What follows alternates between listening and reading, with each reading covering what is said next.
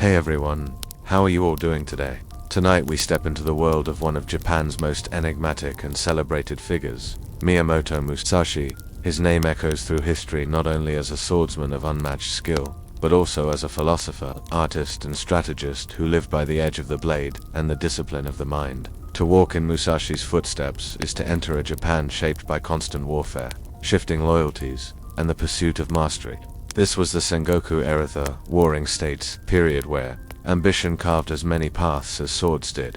Life could be fleeting, death often sudden, and only those who blended strength with cunning could hope to rise above the chaos. But Musashi's story isn't just about combat, it's about transformation. It's about a man who began his life as a reckless, wild youth, and through discipline, failure, and relentless practice, became a legend. Tonight, we will not only trace his battles, but also peer into his mind, exploring the philosophy that allowed him to conquer not just opponents, but also himself. Miyamoto Musashi was born in 1584, in a Japan torn apart by civil war.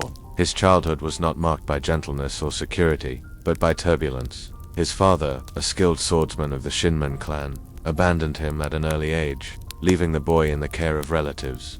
From this abandonment, young Musashi carried with him a sense of solitude that would shape the rest of his life. Unlike children raised in structured samurai households, Musashi grew up in the rough countryside, closer to the rawness of nature than the order of aristocratic discipline. His early days were wild, almost feral. He was described as tall, strong, and unkempt, more like a bandit than the refined warriors who trained in polished dojos. But in that rawness, a spark burned. By the age of 13, Musashi fought his first duel. His opponent, a samurai of some renown, likely expected an easy victory against a boy with little formal training. Instead, Musashi fought with a brutal, unorthodox style, swinging his weapon not with elegance but with raw ferocity. The duel ended with his opponent dead, and the boy's path set in blood. This victory marked him, not as a prodigy in the traditional sense, but as someone unpredictable, dangerous, and relentless. From then on, he would walk a road shaped not by tradition, but by his own will. Musashi was not the polished blade forged in the heat of a dojo, he was the jagged sword hammered by hardship and instinct. This first step into violence was only the beginning.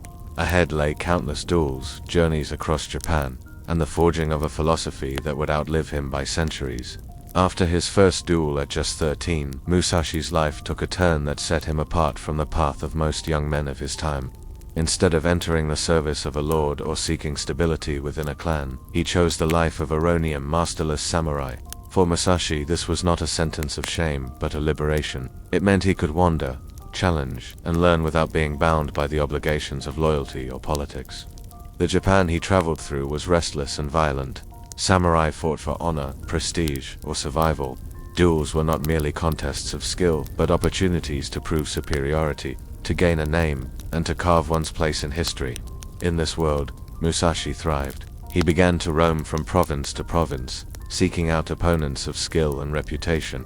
Unlike many who fought by rigid schools and codified techniques, Musashi rejected the idea that true mastery could be confined to formality. He fought with unpredictability, sometimes using a wooden staff instead of a sword, sometimes wielding two blades at once, and often appearing disheveled and unprepared, only to strike with ferocious precision. What unnerved his opponents most was not just his strength, but his composure. Musashi would arrive late to duels on purpose, letting his adversaries stew in anger and impatience, only to overwhelm them once blades were drawn. His philosophy began to take shape.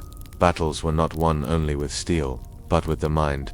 By his late teens and early 20s, Musashi had already defeated numerous warriors, gaining a reputation that spread across Japan. Some saw him as a genius, others dismissed him as a brute who relied on strength and intimidation. But with every duel his skill sharpened, his understanding deepened, and his legend grew. For Musashi, the road was both teacher and testing ground. With no master to guide him, he became his own. The duels were not just about victory, but about discovery, how far he could push the limits of body, will, and spirit. This wandering life was not without hardship. Traveling meant poverty, hunger, and loneliness. But it also gave him freedom, and in that freedom, Musashi carved himself into something unlike any warrior before him. A swordsman who fought not only to kill, but to understand. By the time Musashi reached Kyoto in his early 20s, his name was already beginning to stir whispers. But it was here, in the heart of the capital, that his legend would be tested and forged in blood. The Yoshioka family was no ordinary opponent. Once official instructors of swordsmanship to the powerful Ashikaga shoguns, they represented one of the most respected and established martial lineages in Japan. To challenge them was to confront not just individual warriors, but a school, a tradition, and a name that carried enormous weight. Yet Musashi, young and unafraid, issued his challenge. His first duel was against Yoshioka Siri, head of the school. Siri arrived with confidence, expecting to crush this scruffy ronin who had dared to test him. Musashi, however, fought with his usual unpredictability. Armed with a wooden sword, he struck Sigro's head with a single, decisive blow, shattering both his honor and his ability to continue leading the school. The defeat humiliated the Yoshioka, but they could not let such an insult pass unanswered. Soon after, Sidro's younger brother, Yoshioka Denshichira, demanded a rematch. Once again, Musashi accepted. This time, the fight ended with Denshichira's death at Musashi's hands, further staining the family's reputation. By now, the Yoshioka had lost too much face to let the matter rest. But they realized Musashi could not be beaten in a fair duel, so they plotted an ambush. The plan was simple: lure him to a duel with their youngest heir, an 11-year-old boy, while dozens of hidden warriors waited nearby to overwhelm him. On the day of the duel, Musashi arrived early this time, breaking his own pattern of tardiness. As the Yoshioka assembled, expecting to catch him off guard, he struck swiftly, cutting down their young heir before the ambush could unfold. Then, surrounded by scores of armed men, Musashi fought like a storm. Accounts vary on how many he killed before breaking free, but one truth is certain: he walked away alive, while the Yoshioka's prestige was utterly destroyed. This series of duels cemented Musashi's reputation as a fearsome and unconventional warrior. He had defeated not just individuals, but an entire school, one of the greatest in the land. Kyoto now echoed with his name, and for many, Musashi became the embodiment of raw, untamed martial genius. But victory came with a cost. By annihilating the Yoshioka, Musashi gained not only glory but enemies, and his life as a wandering swordsman would continue to be shadowed by danger. Still, for Musashi, the path forward was clear. Every battle was a lesson, every opponent a mirror in which to sharpen his own understanding of the way of the sword. If the Yoshioka duels had established Musashi's reputation, it was his encounter with Sasaki Kojiro that would immortalize him in legend. This was not merely another clash of swords, it was a meeting between two men who embodied opposing philosophies of combat. Kojiro, often called the demon of the western provinces, was already celebrated across Japan as a master swordsman. Tall, elegant, and known for his graceful technique, he wielded a custom-made nodachi, an enormous sword nearly as long as a man's height. His signature strike, the Subam Geishi or Swallow's Return, was said to mimic the flight of a bird in mid-air, swift, unpredictable, and fatal. To face Kojiro was to test oneself against perfection, a fighter whose every movement was precision incarnate. Musashi, by contrast, was rough, unpolished, and unorthodox. He often fought with two swords at once, or used weapons improvised from whatever was at hand. He cared little for elegance or refinement. For him, the way of the sword was about adaptability, timing, and seizing the opponent's weakness in the moment. Where Kojiro represented beauty and technique, Musashi embodied raw practicality. The duel was arranged on the island of Ganrijima, a windswept place surrounded by the restless sea. On the morning of the fight, Kojiro and his supporters arrived promptly, dressed in fine robes and brimming with confidence. Musashi, however, was nowhere to be seen. Hours passed, and irritation turned to rage. Kojiro paced, convinced that the Ronin was mocking him. At last Musashi appeared, but in a manner no one expected. He rowed himself to the island in a small boat, unkempt and disheveled, still chewing on a breakfast of rice. Instead of a traditional sword, he carried a wooden weapon he had carved from an oar during his journey across the strait. To Kojiro, it was an insult. To Musashi, it was strategy. As they faced each other, tension crackled in the salty air. Kojiro drew his nodachi, its blade flashing in the morning sun, and cast away his scabbard. "You will never need this again," he declared. Musashi, holding his crude wooden sword, remained calm, his eyes locked on his opponent. The fight itself was brief but decisive. Kojiro lunged with his famed Swallow's Return, the move that had felled countless enemies. But Musashi, anticipating both the strike and the reach of Kojiro's long blade, sidestepped at the critical instant. With a single, devastating blow, he brought down his wooden weapon upon Kojiro's head. The demon of the West collapsed, his technique defeated by timing, simplicity, and Musashi's unshakable resolve. The duel stunned onlookers. Kojiro, a man of elegance and mastery, had been cut down by an opponent who wielded nothing more than a boat or too many. It seemed as though Musashi had triumphed not only through skill, but through his ability to unnerve, disrupt, and dictate the terms of battle before the first strike was even made. From that day forward, Musashi's fame spread far beyond Kyoto and the provinces. He was no longer merely a wandering swordsman, but a living legend and embodiment of strategy itself. Yet, even in victory, Musashi did not linger to bask in glory. He walked away, leaving Kajiro's followers to mourn. For Musashi, the duel was not about fame or recognition. It was about truth, a relentless pursuit of mastery through combat. After his victory over Sasaki Kajiro, Musashi could have retired as a celebrated hero, sought service under a powerful lord, or lived off the fame of his triumph. Many warriors before him had done just that, turning their reputations into political leverage or security. But Musashi was not like other men. For him, the duel was not an end, it was a beginning, a test that confirmed his philosophy of combat. His journey as a ronin, untethered to masters or titles, continued. It was during these restless years that Musashi refined the system that would become known as Knight in Ichiraya, the school of two heavens as one. At its heart was a principle that set him apart from every other swordsman: the simultaneous use of two blades, the katana and the shorter wakizashi. Traditionally, samurai wore both swords as a mark of status, but they rarely used them together in battle. Musashi, however, saw an opportunity others overlooked. He reasoned that fighting with both swords allowed for greater adaptability, one hand controlling distance and pressure, the other striking when the opponent least expected it.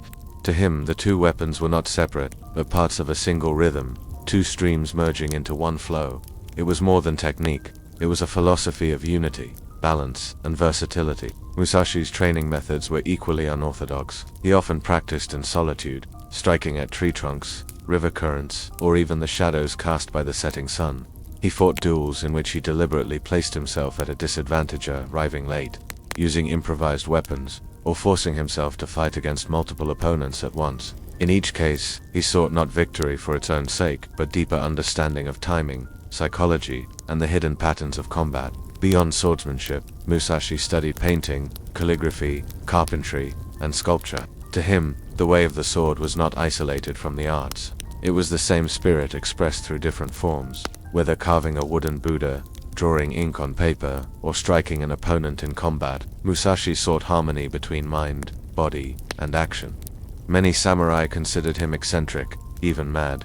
He dressed plainly, carried little, and preferred the company of nature to that of courts and cities. Yet his legend only grew. Stories spread of the lone swordsman who had never been defeated, who fought with boat oars and farm tools, who could outwit refined masters with crude simplicity. To his followers, he was more than a warrior. He was proof that mastery lay not in rigid tradition, but in the freedom to adapt. By this stage of his life, Musashi had fought over 60 duels, each one sharpening not just his blade, but his spirit. He began to see combat less as a contest of strength and more as a mirror of existence, itself an arena where clarity of mind determined victory as much as skill of hand. The man who had once been a restless, angry youth now moved closer to becoming a philosopher of the sword, yet his path was far from finished. Ahead lay further battles, new teachings, and the eventual distillation of his wisdom into words that would outlast him. As the years advanced, Musashi's path gradually shifted. The duels that had once defined him grew fewer, not because his skill diminished, but because his understanding deepened. Victory no longer interested him the way it once had. To defeat an opponent was one thing, to understand the essence of combat was another. And so Musashi began turning inward, toward teaching, reflection, and creation. By this stage, his reputation was unshakable. He was known across Japan as the undefeated swordsman, a ronin, who had fought more than 60 duels and never lost. Lords sought his service, students traveled great distances to learn from him, and his name carried weight in both military and scholarly circles. Yet Musashi remained restless. He refused to tie himself permanently to any master or clan. Freedom, to him, was more precious than gold or power. In his later years, he took up residence in Kumamoto, under the protection of the Hosokawa clan. Here, Musashi lived not as a courtier, but as a gesta solitary figure who passed his time painting, carving, writing, and instructing select disciples. The young men who came to him expected lessons in swordplay, but often found themselves tasked with arranging flowers, studying landscapes, or observing the flow of rivers. To Musashi, these exercises were not distractions, but essential. The way is in all things. He taught mastery of the sword required mastery of perception, patience, and the ability to see patterns where others saw chaos. It was in a cave near Kumamoto Do, the Spirit Rock Cave, that Musashi undertook the greatest work of his life. Frail in body but sharp in mind, he began to write what would become Gorin no Sho, the Book of Five Rings. This was no mere manual of fencing techniques. Instead, it was a treatise on strategy, psychology, and the nature of conflict itself. Musashi distilled decades of combat into 5 rings or elements: earth, water, fire, wind, and void. Each ring explored a different aspect of mastery. Earth spoke of foundation and grounding. Water emphasized adaptability, flowing to fit any container. Fire embodied intensity and timing, the decisive strike. Wind examined the styles of others, learning by contrast. And void, perhaps the most elusive, pointed beyond technique altogether, to the emptiness where instinct and enlightenment meet. In those final writings, Musashi revealed the core of his philosophy, that combat, art, and life itself are one and the same. To know the way of the sword is to know the way of all things. He urged his readers to seek not the perfection of form, but the freedom of spirit, to see without being clouded, to act without hesitation, to live as if every moment were a duel. The warrior who once charged into battles with reckless fire now sat in silence, brush in hand, shaping words that would echo for centuries. His body weakened, but his spirit reached its sharpest edge. The man who had never been defeated on the field was preparing for the only battle left, the one against time itself. By the time Musashi reached his 60s, his once unshakable body bore the quiet weight of years. The same hands that had gripped swords in countless duels now trembled slightly when holding a brush. His hair, once black as ink, had thinned and turned the color of ashes, yet his gaze remained sharp, clear, steady, piercing, as though it could cut through illusion itself. He withdrew deeper into solitude, spending his last months in the Ragando cave. It was here, surrounded by stone walls and the sound of wind and water, that he embraced the silence he had once resisted in his youth. Visitors described the cave as austere, nothing more than a mat, a sword, writing tools, and Musashi himself seated cross-legged in meditation. He had stripped life down to its essence, just as he had done with the art of combat. Though weakened, he continued to write, paint, and carve. His disciples visited, seeking wisdom, and he offered it not only in lessons of the sword but in riddles of philosophy. Do not look with your eyes alone. See with your heart. For Musashi, the line between warrior and sage had dissolved. He was no longer simply a fighter, he had become a mirror of the way itself. When death finally approached, Musashi prepared as he had for every duel, calmly, deliberately, without fear. He dressed in his finest robes, placed his 2 swords by his side, and sat upright in the posture of meditation. In this way, he faced his final adversary not with struggle, but with serenity. To his students, it was the most profound lesson of all, that a true warrior does not cling to life, nor does he recoil from death. In those final breaths, Musashi's presence seemed to fill the cave, as though his spirit expanded beyond his fragile body. His disciples would later say that the silence after his passing felt heavier than sound itself, as if the mountain had absorbed his essence. Miyamoto Musashi's journey had ended, but his way, the hi-ho, the strategy of life and death, remained eternal. His writings continued to guide not only swordsmen, but generals, artists, and thinkers for centuries to come. Because in the end, Musashi's greatest duel was never against another warrior, it was against the illusions of fear, pride, and attachment. And in that duel, he was undefeated. Musashi's story reminds us of a truth that reaches far beyond the battlefield. Life itself is the greatest duel, and every moment is both a weapon and a choice. He began as a boy with nothing, no name, no wealth, no allies, and through discipline, solitude, and an unyielding search for truth, he carved his own path into eternity. What makes Musashi timeless is not merely his victories with the sword, but his refusal to let the sword define him.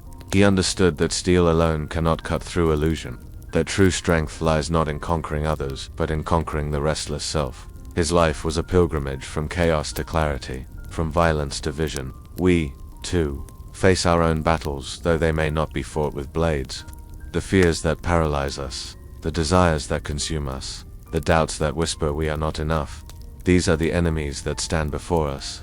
And like Musashi, we must meet them with stillness, with courage, with the discipline to see beyond the surface. His final lesson lingers in the silence of Ragando Cave, that death is not defeat, but the last test of presence, to sit calmly in its shadow, unshaken, is to transcend it. Musashi left no dynasty, no golden throne, no glittering monument. What he left instead was far more enduring. A way, a path anyone can walk, if they dare to strip away illusion and meet life as it is. And so Musashi's voice echoes across centuries, not in words alone, but in the rhythm of discipline, in the courage of solitude, in the wisdom of the one who sees clearly. His life teaches us that the way is not found in victory or defeat, but in walking forward without fear.